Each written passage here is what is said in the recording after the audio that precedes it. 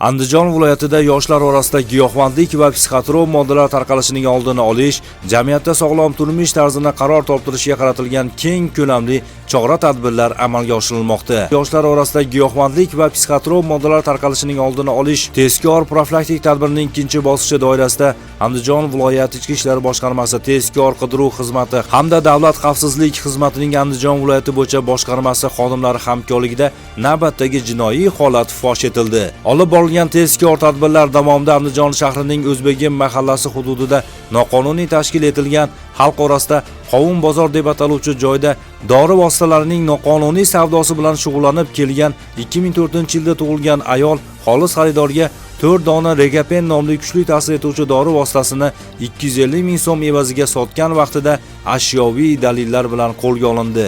Tezkor tadbir davom ettirilib, gumonlanuvchining vaqtincha yashab kelgan manzili Xo'jaobod tumani Mustaqillikning 27-yilligi mahallasidagi uy ko'zdan kechirildi. Natijada u yerdan jami 300 dona Tropikamid hamda 198 dona Regapen nomli kuchli ta'sir etuvchi dori vositalari noqonuniy ravishda saqlanayotgani aniqlandi va belgilangan tartibda daliliy ashyo sifatida olib qo'yildi. Eng achinarlisi, tadbir davomida ushbu shaxsdan dori vositalarini xarid qilib, iste'mol qilib kelgan 2011-yilda tug'ilgan 2 nafar maktab o'quvchisining yonidan ham jami 4 dona Regapen aniqlandi. Bu holat yoshlar, ayniqsa voyaga yetmaganlar orasida bunday illatlar tarqalishining naqadar xavfli ekanini yana bir bor ko'rsatmoqda. Shu bilan birga gumonlanuvchining jinoiy sherigi sifatida aniqlangan 1994-yilda tug'ilgan erkakning yonidan ham bir bo'lak gashish giyohvandlik moddasi topilib, daliliy ashyo sifatida rasmiylashtirildi.